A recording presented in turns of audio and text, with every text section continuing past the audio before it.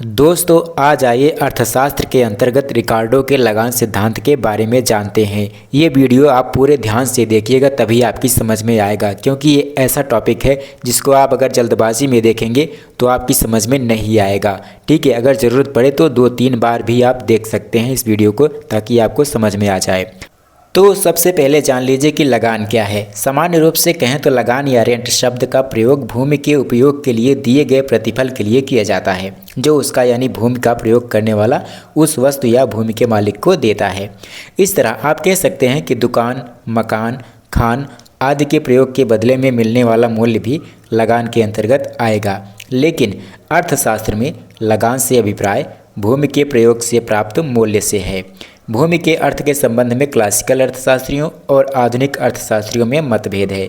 इसीलिए भूमि से प्राप्त प्रतिफल लगान के 2 सिद्धांत मिलते हैं। पहला लगान का क्लासिकल सिद्धांत या रिकार्डो का लगान सिद्धांत, दूसरा लगान का आधुनिक सिद्धांत यानी मार्शल आदि द्वारा दिया गया सिद्धांत। मार्शल ने कहा, भूमि से तात्पर्य उन सब पदार्थों तथा शक्तियों से है जो प्रकृति मनुष्य की सहायता के लिए भूमि, पानी, हवा तथा गर्मी के रूप में निःशुल्क प्रदान करती है। इसीलिए मार्शल ने लगान की परिभाषा इस प्रकार से दी है, लगान वह आय है जो भूमि तथा प्रकृति के निःशुल्क उपहारों के स्वामी को प्राप्त होता है। रिकार्डो ने क्या कहा, लगान भूमि की उपज का वह भाग है जो भूमि के स्वामी को मिट्टी की मौलिक तथा अविनाशी शक्तियों के प्रयोग के बदले दिया जाता है। आइए अब रिकार्डो के लगान सिद्धांत की व्याख्या करते हैं, जो कि क्लासिकल अर्थशास्त्री हैं। दोस्तों, अर्थशास्त्र में एक महत्वपूर्ण सिद्धांत है रिकार्डो का लगान सिद्धांत, जिसे ब्रिटिश अर्थशास्त्री डेविड रिकार्डो ने 19वीं सदी में प्रतिपादित किया था।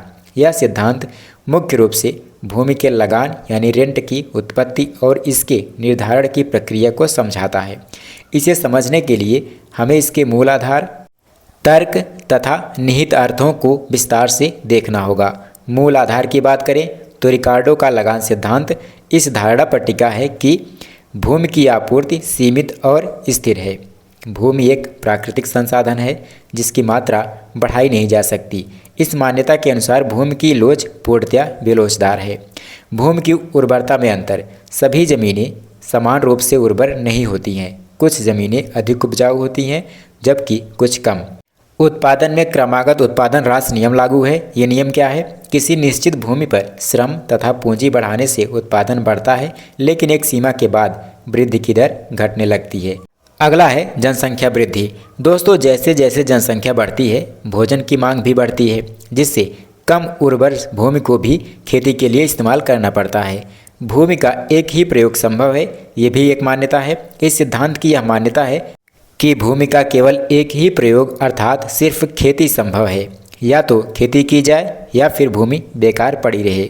अगला है भूमि के बाजार में पूर्ण प्रतियोगिता है, अर्थात लगान पर भूमि देने वालों और लेने वालों की संख्या बहुत ही अधिक है। तो अब इन मान्यताओं के आधार पर आइए सिद्धांत की व्याख्या करते हैं। रिकार्डो के अनुसार लगान वह भुगतान है जो भूमि की प्राकृतिक उत्पादकता या उर्वरता के कारण मालिक को मिलता है। यह लाभ उस अंतर से उत्पन्न होता है जो सबसे अच्छी यानी उच्च उर्वर और सबसे खराब यानी सीमांत भूमि की उत्पादकता के बीच होता है। रिकार्डो ने सबसे पहले बताया कि लगान क्यों उत्पन्न होता है और इसकी कितनी मात्रा होती है। रिकार्डो के अनुसार लगान 2 प्रकार का होता है। पहला दुर्लभता का लगान। ये क्या है? यदि भूमि के गुण में समरूपता या एकरूपता हो पर मांग की तुलना में उसकी पूर्ति सीमित हो, तो पूर्ति की सीमितता के कारण जो लगान उत्पन्न होगा वह दुर्लभता का लगान कहलाएगा। दुर्लभता का लगान वह भुगतान है जो भूमि या किसी अन्य प्राकृतिक संसाधन के मालिक को तब मिलता है जब उस संसाधन की आपूर्ति मांग की तुलना में बहुत कम होती है।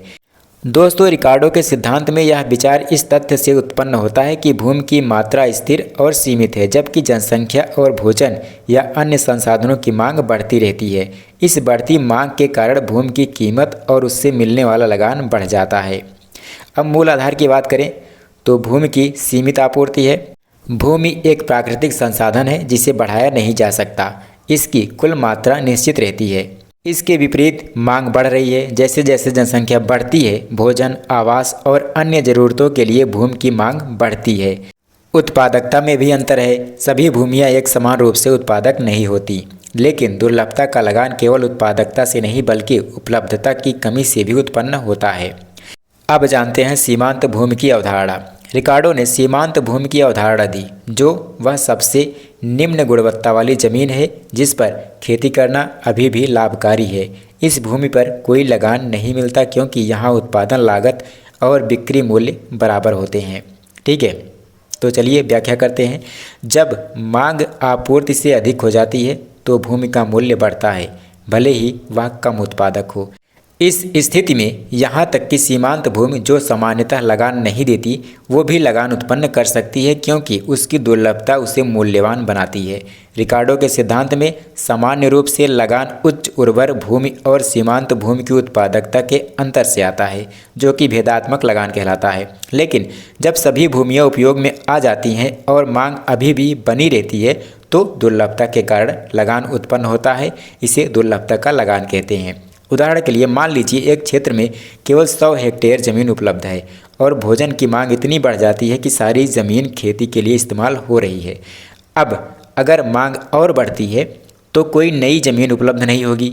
इस स्थिति में मौजूदा ज़मीन की कीमत और उससे मिलने वाला लगान बढ़ेगा, भले ही उसकी उर्वरता कम हो। यह अतिरिक्त लगान दुर्लभता का लगान है।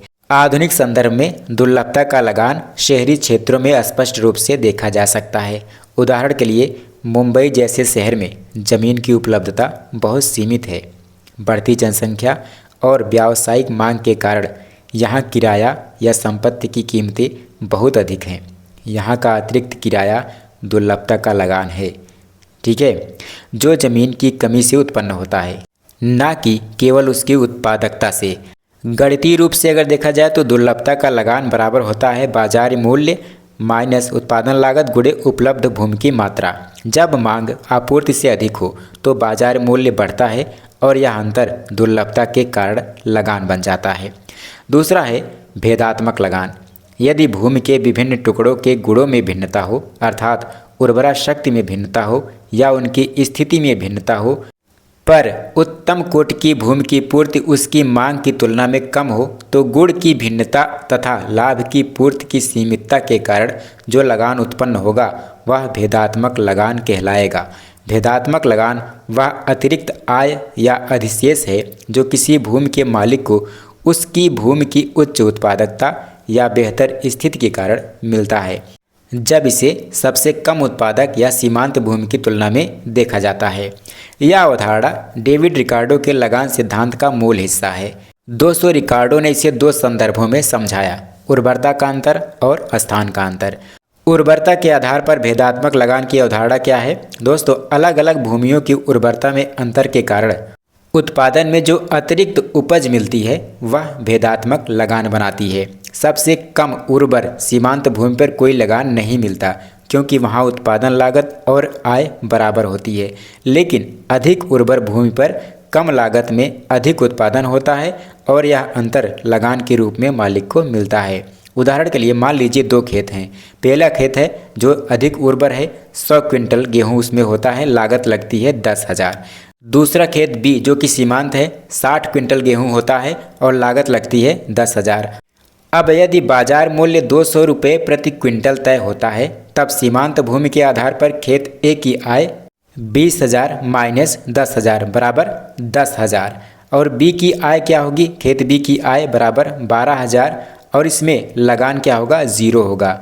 यह 10,000 का अंतर भेदात्मक लगान है।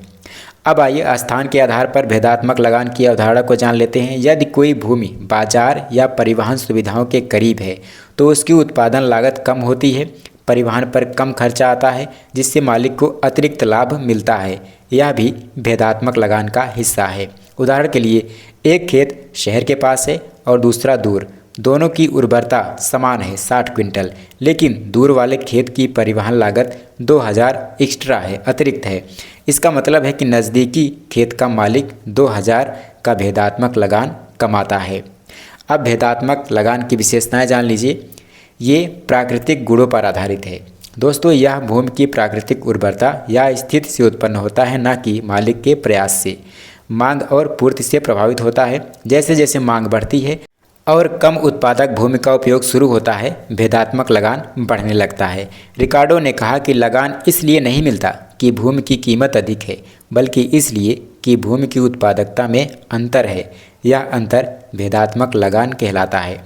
इसे दो प्रकारों में बांटा जा सकता है। पहला है विस्तृत मार्जिन, एक्सटेंसिव मार्जिन, जब नई कम उर्वर भूमि को खेती में लाया जाता है। दूसरा है गहन मार्जिन, जब एक ही भूमि पर अधिक श्रम और पूंजी लगाकर उत्पादन बढ़ाया जाता है, लेकिन घटते प्रतिफल के कारण लागत बढ़ती है। आधुनिक संदर्भ में आज भेदात्मक लगान की अवधारणा केवल कृषि तक सीमित नहीं है। शहरी क्षेत्रों में भी यह लागू होती है, जहां बेहतर स्थान जैसे शहर के केंद्र में ज़मीन है, इसके कारण अधिक किराया या लाभ मिलता है। उपरोक्त दोनों प्रकार के लगानों के मूल में पूर्ति की सीमितता है, इस पर आप ध्यान दीजिएगा। भेदात्मक लगान और दुर्लभता लगान में क्या अंतर है, ये भी जान लीजिए। भेदात्मक लगान भूमि की उर्वरता या स्थिति यानी स्थान के अंतर से उत्पन्न होता है। यह तब होता है जब बेहतर भूमि की तुलना सीमांत भूमि से की जाती है, जबकि दुर्लभता का लगान तब उत्पन्न होता है जब भूमि की कुल आपूर्ति इतनी कम हो जाती है कि मांग को पूरा करने के लिए पर्याप्त भूमि उपलब्ध नहीं रहती। यहाँ उत्पादकता से ज़्यादा आपूर्ति की कमी महत्वपूर्ण होती है। कुछ आलोचनाएं हुई हैं, उसको भी देख लेते हैं। जैसे भूमि की उर्वरता स्थिर नहीं होती है। आधुनिक तकनीक जैसे खाद वगैरह डाल के, उर्वरक वगैरह डाल के उर्वरता बदली जा सकती है, जो रिकार्डो ने नज़रअंदाज किया। सीमांत भूमि का अभाव, हर जगह सीमांत भूमि का उपयोग हो ये जरूरी नहीं होता।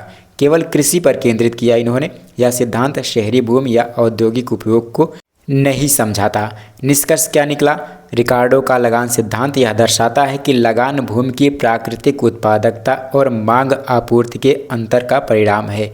यह उस समय के कृषि प्रधान समाज को समझने में उपयोगी था और आज भी अर्थशास्त्र में एक आधारभूत सिद्धांत माना जाता है। दोस्तों, अगर आपने कभी रिकार्डो का लगान सिद्धांत पढ़ा नहीं होगा तो ये आपकी समझ में नहीं आया होगा। इसलिए आपसे कहना चाहूँगा कि इसे समझने के लिए इस वीडियो को आप 2-3 बार ज़रूर रिवीजन करें, ताकि आपको पूरी तरह से ये समझ में आ जाए।